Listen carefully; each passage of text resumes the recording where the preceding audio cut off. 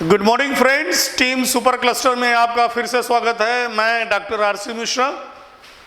Let's resume continue sexual reproduction in flowering plants. बच्चों, last lecture में हम लोगों ने सीखा flower is modified shoot while calyx, corolla, androecium and gynoecium are modified leaves. एक चीज और पढ़ा था हम लोगों ने कि मालवेसी फैमिली में कैलिक्स के बाहर की तरफ एक और लेयर होता है जिसको ईपी कैलिक्स कहा जाता है, जिसका नंबर 5 to 7 होता है। फिर हम लोगों ने पढ़ा था कि फ्लावर डेवलप्स फ्रॉम बड, और ओपनिंग ऑफ फ्लोरल बड को क्या बोलते हैं, ये देख लेते हैं।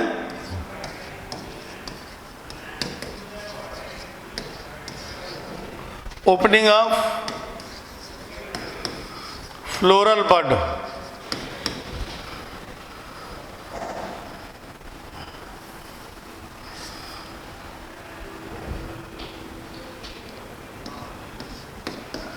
is called as anthesis, और इसमें जो hormone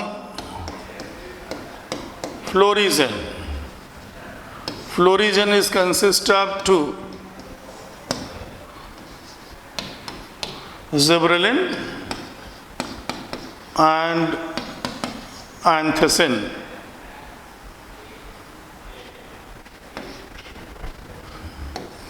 And if fails to open,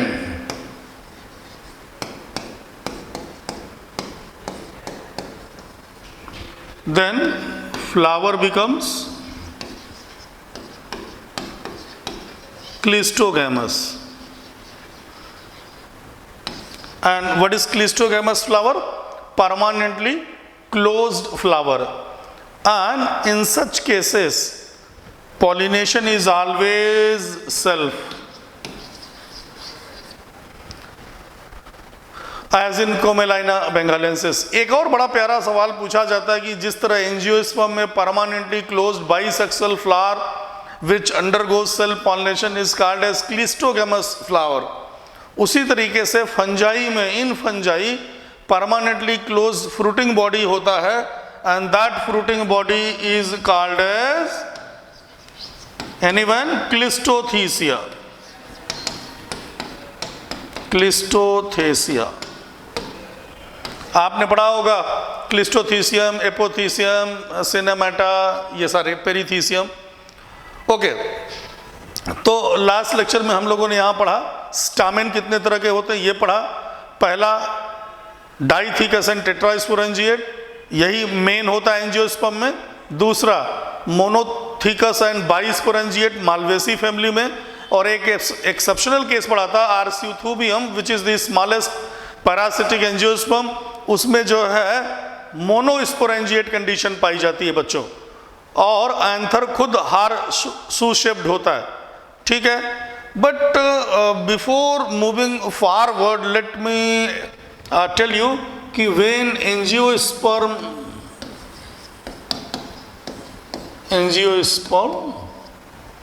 evolve, तो बच्चों एंजियोस्पर्म धरती पर कब आए? 130 मिलियन ईयर्स एगो, और इस समय को हम लोग बोलते हैं किस पीरियड के नाम से पुकारते हैं? Cretaceous period. और एंजियोस्पर्म में जैसा कि आपको शुरू में बतलाया तो मैंने, लाइफ साइकिल, लाइफ पैटर्न कैसा होता? Monophasic and diplontic. तो the first angiosperm appeared during Cretaceous period. बच्चों, Cretaceous period is the period of Mesozoic era. Mesozoic era को 3 पीरियड में डिवाइड करते हैं, Triassic, Jurassic, Cretaceous. Triassic period में dinosaurs, अगर आपको याद हो, धरती पे आए थे, और जुरासिक में पूरी धरती पे फैल गए थे, इसीलिए Jurassic is called as golden age of dinosaurs. इसीलिए जो मूवी बनी, स्टीवन स्पीलबर्ग ने बनाई अमेजिंग मूवी, तो उसका नाम रखा गया जुरासिक पार्क। अदरवाइज उसका नाम रखते हैं Chintu park, Pintu park, children park, हाथी पार्क, ऐसे। So this was the reason. और जैसे ही जुरासिक पीरियड खत्म हुआ, उस समय धरती पे थर्ड आइस एज आया था, और सवाल पूछा जाता कि फिर डायनासोर्स एक्सटिंक्ट क्यों कर गए? तो since dinosaurs were cold blooded animals, मनुष्य उस समय था नहीं, और they were not the cave dwellers, तो क्या हुआ कि जो डायनासोर जहाँ था वहीं पे फ्रीज कर गया, क्योंकि धरती का मीन एनुअल टेम्परेचर माइनस में हो गया था। आइस एज का मतलब यही होता है। फिर जब ग्लोबल वार्मिंग फिर शुरू हुई, बर्फ पिघली है, तब उस समय की वनस्पतियाँ समाप्त होती हैं और एंजियोस्पर्म इवॉल्व होता है। और एंजियोस्पर्म का विच सवाल पूछा गया नीट में, which part of the plant body is easily fossilized? So it none other than pollen grain. Reason क्या है? पॉलन ग्रेन के एग्जाइन में आपको याद होगा स्पोरोपोलेनिन पाया जाता है, and sporopollenin is biochemically means biologically as well as chemically most resistant compound on earth, that's why pollens are easily fossilised or preserve. तो ओके, आगे बढ़ते बच्चों लोग, अब देखते हैं कि कैसे एंथर का डेवलपमेंट होता है और माइक्रोस्पोरेंजियम का फॉर्मेशन कैसे होता है। फिर हम लोग माइक्रोस्पोरोजेनेसिस और माइक्रोगैमेटोजेनेसिस की चर्चा करेंगे। अगर एंजियोस्पर्म में यंग एंथर की बात कर लें तो ये देखिए,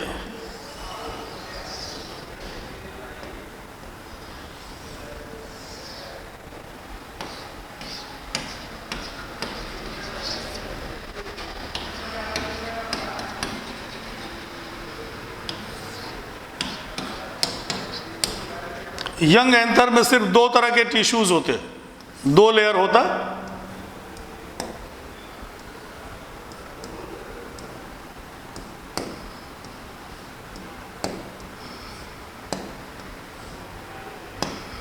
सबसे बाहर की लेयर को हम लोग बोलेंगे एपिडर्मिस, और एपिडर्मिस के अंदर की जो लेयर होती है that layer is called as hypodermis.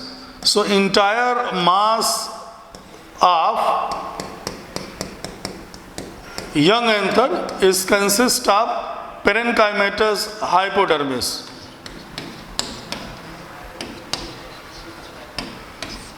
Now what happens at the time of development of microsporangium? Initially at four corners, चार कोनों पे, एक यहाँ, एक यहाँ, एक यहाँ और एक यहाँ। At four corner certain hypodermal cell, एक सेल नहीं, याद रखिएगा, एक से ज्यादा, certain hypodermal cell becomes meristematic forming archisporium, and since archisporium develops from permanent tissue by the process of de-differentiation, so that's why archisporium is an example of secondary meristem. जब हम लोग सेल डिवीजन पढ़ेंगे तो वहां पढ़ते हैं कि जब कभी कोई मेरिस्टेमेटिक सेल है डिवीजन करके परमानेंट सेल बनाती है तो उस प्रोसेस को बोलते हैं डिफरेंशिएशन।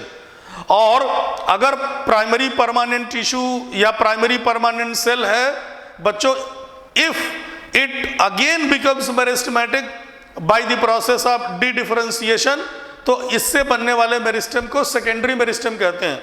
ना सेकेंडरी मेरिस्टेम फिर से डिवीजन करेगा और बनाएगा सेकेंडरी परमानेंट टिश्यू, और इस प्रोसेस को कहा जाता है रीडिफरेंशिएशन। तो हायर प्लांट्स में वुड का formation, secondary xylem, secondary phloem का बनना रीडिफरेंशिएशन का एग्जाम्पल है। और यहाँ पे आर्कीस्पोरियम का जो निर्माण है ये किस चीज का? D differentiation. तो देखते हैं दो तरह का डेवलपमेंट होता है बच्चों।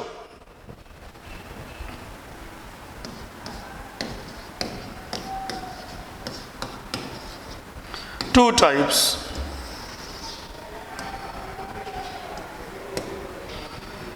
और किस चीज का डेवलपमेंट? माइक्रोस्पोरेंजियम का।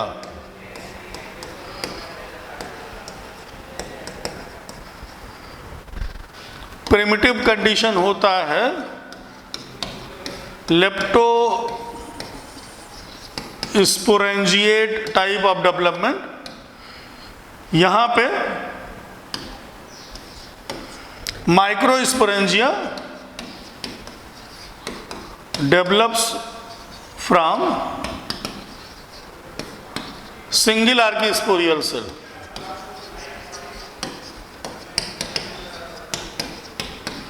और ऐसा कंडीशन हम लोगों को फर्न में मिलेगा।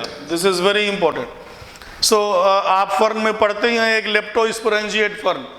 तो माइक्रोस्पोरेंजियम का डेवलपमेंट दो तरीके से होगा बच्चों, यू स्पोरेंजिएट, और इससे बनने वाले माइक्रोस्पोरेंजिया को यू स्पोरेंजिया बोलेंगे, और दूसरा primitive one लेप्टोस्पोरेंजिया।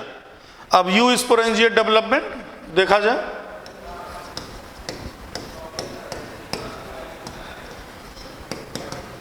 You sporangiate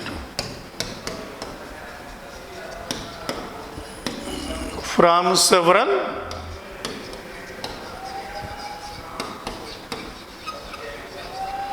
आर्कीस्पोरियल cell, और ऐसा कंडीशन मिलेगा एंजियोस्पर्म में। आगे देखते हैं, एक बार फिर से इसको देख लीजिए। तो दो तरह का डेवलपमेंट हो गया, लेप्टोस्पोरेंजिएट डेवलपमेंट और यू स्पोरेंजिएट डेवलपमेंट। ये एडवांस कंडीशन है, ये प्रिमिटिव कंडीशन है। आगे बढ़ते हैं हम लोग।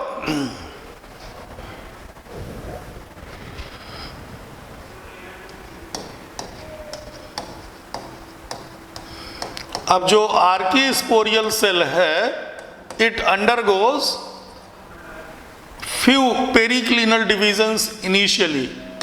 पेरिक्लिनल डिवीजन, कौन सा डिवीजन करेगा? Periclinal division. दो तरह का डिवीजन होता है based on plane as far as mitosis is concern. एक तो एंटीक्लिनल, एंटी मतलब अपोजिट।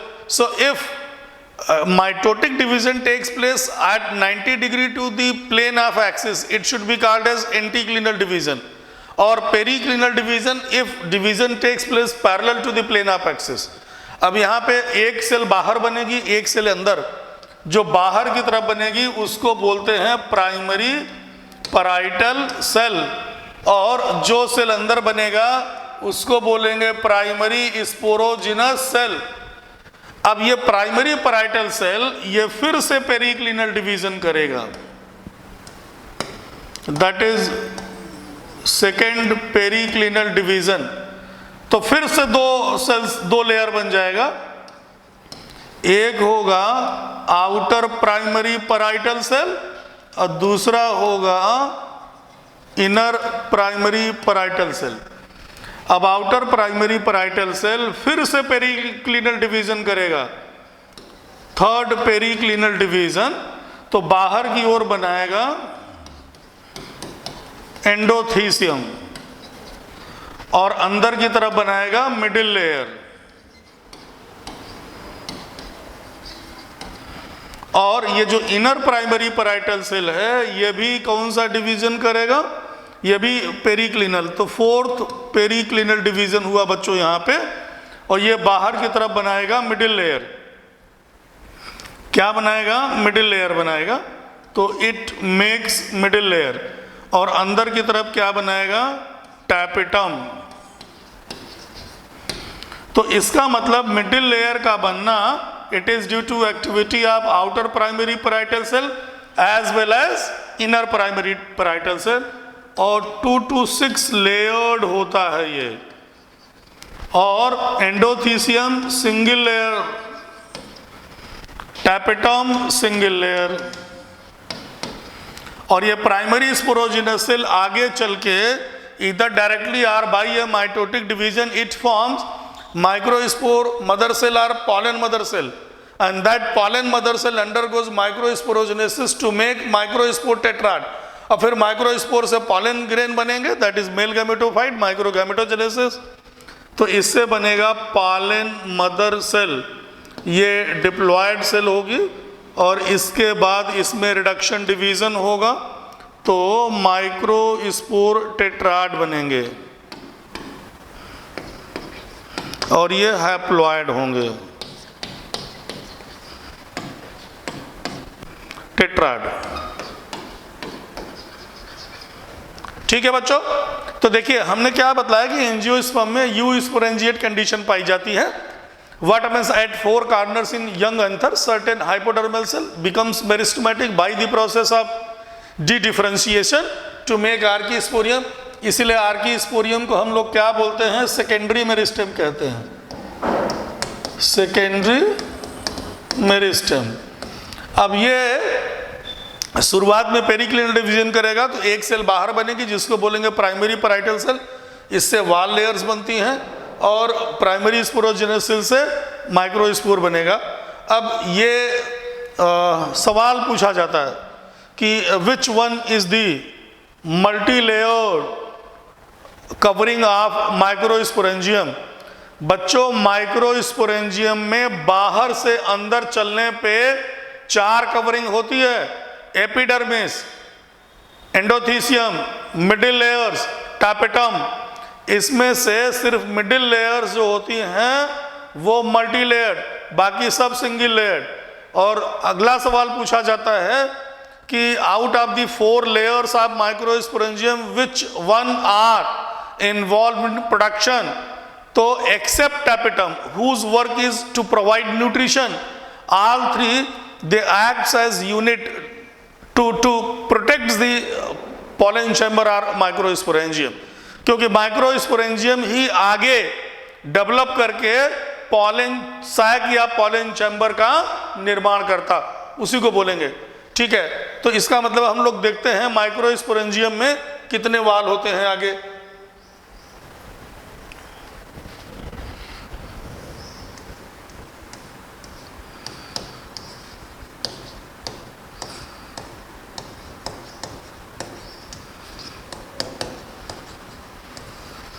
माइक्रोस्पोरेंजियम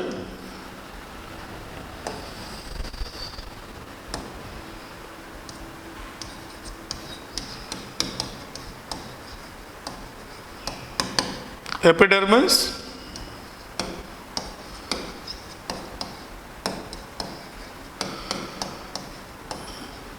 एंडोथीसियम,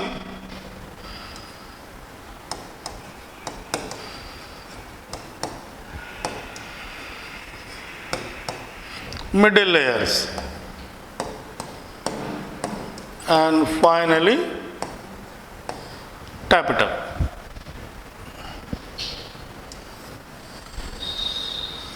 ये कलेक्टिवली मिलके क्या करते हैं? प्रोटेक्शन। एक एक देखिए, एपिडर्मिस आउटर मोस्ट लेयर, ये आउटर मोस्ट है,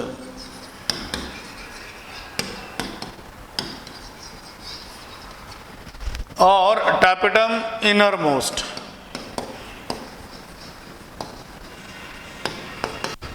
न्यूट्रिटिव होती है,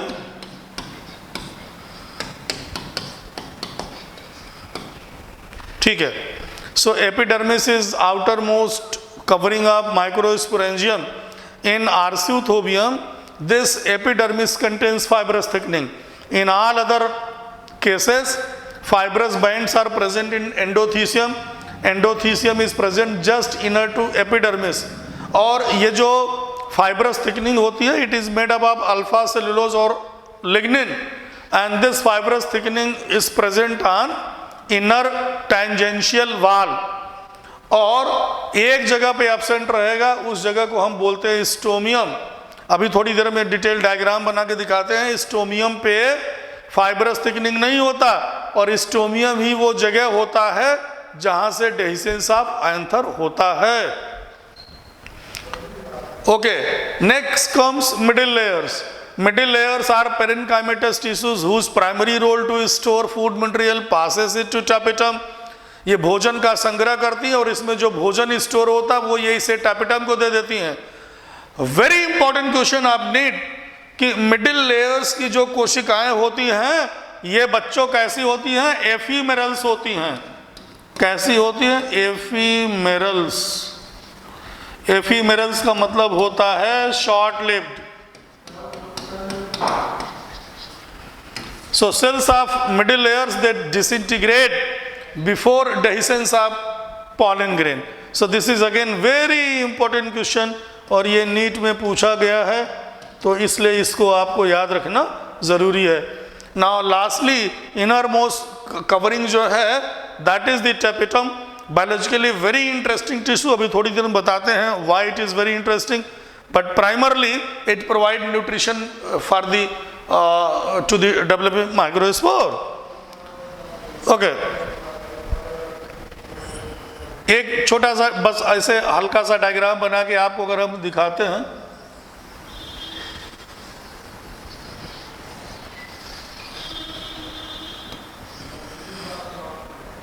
ये ट्रांसफर सेक्शन है मैच्योर माइक्रोस्पोरेंजियम का। एक यहाँ पे है, एक यहाँ पे है, एक यहाँ पे है और एक यहाँ पे है। ये टेट्रास्पोरेंजिएट कंडीशन है। और यहाँ बीच में आपको क्या मिलेगा? This is the connective, this is connective and this connective has vascular supply, xylem and phloem. Okay, सबसे बाहर एपिडर्मिस होता है।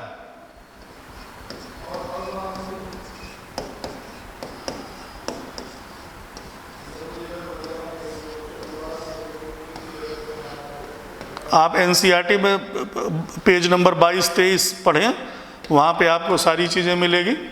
तो सबसे बाहर आपको मिल गया, आउटर मोस्ट लेयर को हम लोग क्या बोलते हैं? एपिडर्मिस, अभी पढ़ा था। और इसके अंदर ही क्या मिलेगा? टैपेटम। इसके अंदर मिलेगा endothecium, sorry endothecium.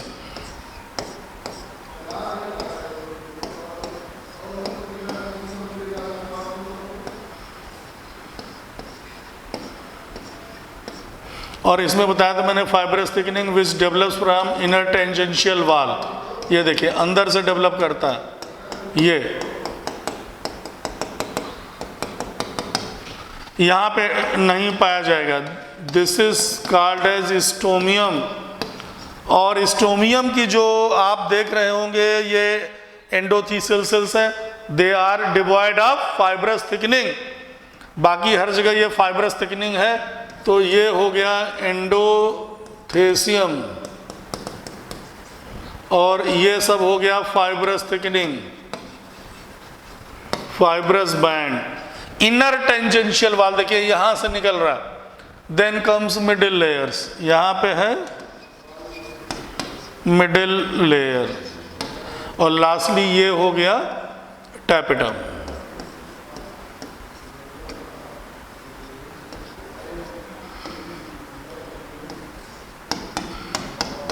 This is tapetum.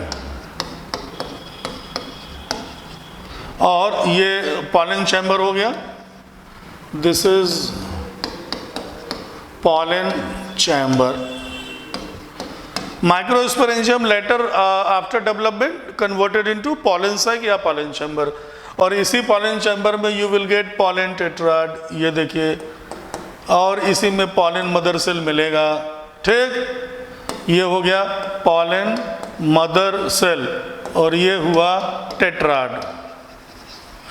तो जब हम ट्रांसफर सेक्शन देखेंगे तो ऐसा ही आउटलाइन आएगा। तो 4 लेयर आपको समझ में आ गया ना। सबसे बाहर एपिडर्मिस, एंडोथीसियम, मिडिल लेयर्स, क्योंकि मल्टी लेयर्ड होता है, फिर टैपेटम। ठीक, और स्टोमियम पे जो एंडोथीसियल सेल्स होती हैं उनमें फाइब्रस बैंड नहीं पाया जाता। In Zostera endothecium is absent. And Zostera पे एक बहुत प्यारा सवाल नीट में पूछा जाता है, which of the following is an example of marine angiosperm? Zostera is the example which was asked in NEET. तो जोस्टेरा एक मेराइन एंजियोस्पर्म है जिसमें एंडोथीसियम नहीं पाया जाता। इसमें एपिडर्मिस बिहेव्स लाइक एक्सोथीसियम। ठीक है बच्चों। Now come to stomium. यहीं से डेहिसेंस होता है अंतर का। तो डेहिसेंस कितनी तरह का होता है? पहले ये देख लें, डेहिसेंस। डेहिसेंस कहाँ से होता है? स्टोमियम से होता है। 2 तरह का होता है।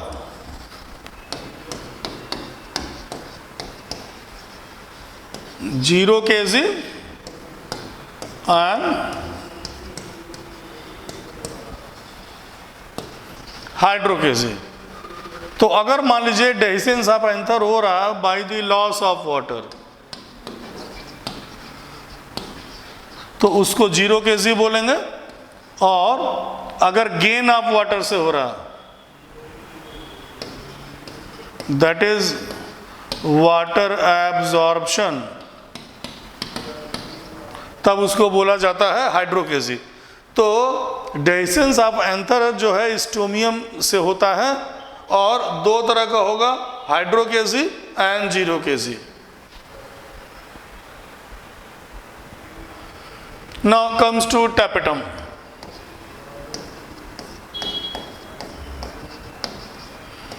टैपिटम के बारे में बतलाया कि this is inner most covering of microsporangium, biologically very important, क्योंकि जो सेल्स होती हैं इसके टैपिटम की sales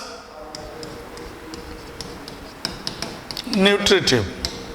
number 2, shows polyploidy.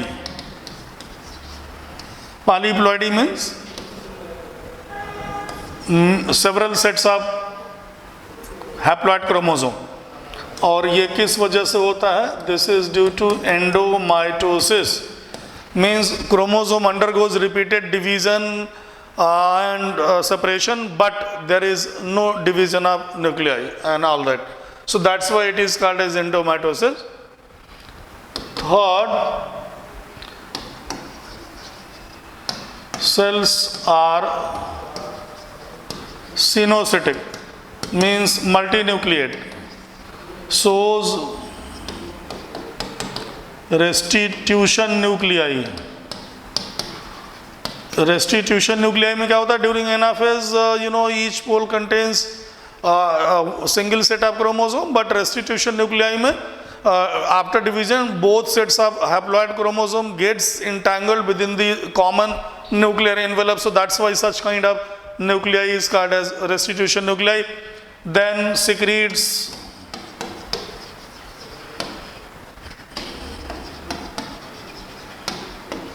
hormone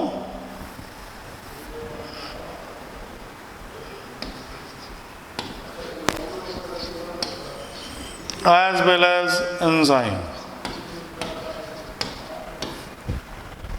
तो टैपिटम जो इनर मोस्ट कवरिंग है is a very important layer, nutritive होता है, पॉलीप्लॉइडी शो करता है, सिनोसिटिक, रेस्टिट्यूशन न्यूक्लियाई, हार्मोन, एंजाइम सबका सिक्रीशन करता है। और टाइप्स तो ये 2 तरह का होता है, ये याद रखिएगा। Tapetum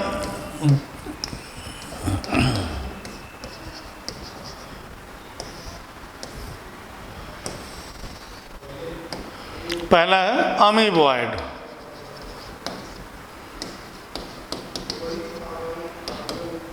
also called as periplasmodial, and secondly which is most common, ये ज्यादा पाया जाएगा, दैट इज सिक्रेटरी। और बच्चों सिक्रीशन का काम किसका होता है? ग्लैंड्स का, so that's why it is also called as glandular tapetum। और within the cell secretion का रोल किसका होता है? गोल्जी कॉम्प्लेक्स का होता है, so that's why Golgi apparatus or dictyosome are most frequent in glandular tissue। NEET का सवाल है, याद रखिएगा। secretory tapetum also called as glandular।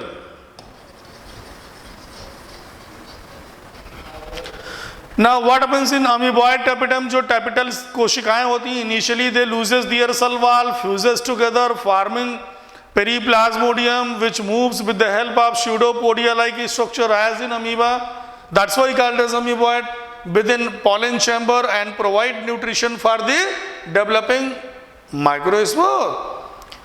But secretory or glandular tapetum is most common, and here tapetal cells without losing their cell wall they continuously secretes nutritive material within the pollen chamber in which microspores are present, and it has 2 special role। इसके 2 special role होते हैं। कौन कौन? पहला तो formation of यूबिश body, और दूसरा pollen kit.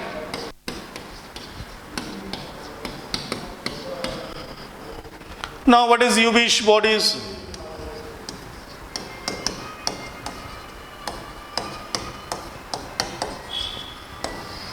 तो देखिए टैपिटम की जो कोशिकाएं होती हैं they secretes lipid pro Ubisch bodies, and when this lipid bodies gets surrounded by sporopollenin they forms Ubisch bodies. और ये Ubisch bodies extension of pollen exine करने का काम करते। और आपको पहले थोड़ी देर पहले भी बताया मैंने कि since sporopollenin is biochemically most resistant compound on earth. That's why pollen grains are easily preserved.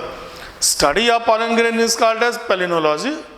Ode to man is called as father of palynology. PKK Nair is called as father of palynology in India. ना ये पहला हो गया. दूसरा important rule बताया था pollen kit. और pollen kit बच्चों कहाँ पाया जाता है? इंटोमोफिलस पॉलेंस में पाया जाता है. किस चीज का बना होता? Lipid plus carotenoid. It's a sticky covering present over entomophilous pollen grains and made up of lipid and carotenoid. और इसका रोल होता है to protect pollen grain from UV damage.